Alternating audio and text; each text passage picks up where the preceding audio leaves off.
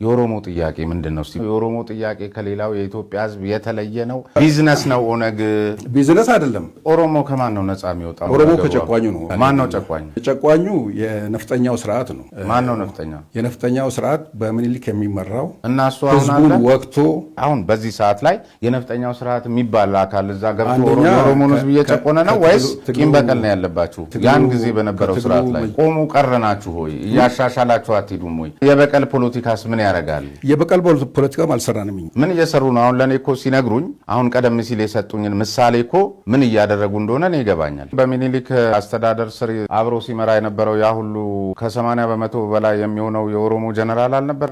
የኢትዮጵያ የስራ ቋንቋ አማርኛ ነው። ትልቁ ብሔረሰብ ግን ኦሮሞ ነው። ብዙ ሆነን ቋንቋው አላደገም የስራ ቋንቋ አልሆነም ትሉና ግን ንግግራችሁም ጽሁፋችሁም ዘፈናችሁም ደግሞ መልሶ አማርኛ ይሆናል። ለምንድን ነው? በኢትዮጵያ ውስጥ ትልቁ ብሔር ኦሮሞ ነው። ትልቁ ብሔር ኦሮሞ ነው የሚለውስ ግን ግኝት ነው ወይስ በምንድን ነው? እኮ እንደሱ ነው። አሁን በቁጥር ብዛት በሉኝ እንጂ የትርጉም ጉዳይ በራሱ ያዛባልና ትልቁ ብሔር ሲባል ከቁጥር ነው ብለው ይንገሩኝ። ትልቅነት ከቁጥር እንጂ ራሻ እኮ 15 ሀገር ሆናለች። ዩጎዝላቪያ 6 ነው 7 ሀገር ሆናለች።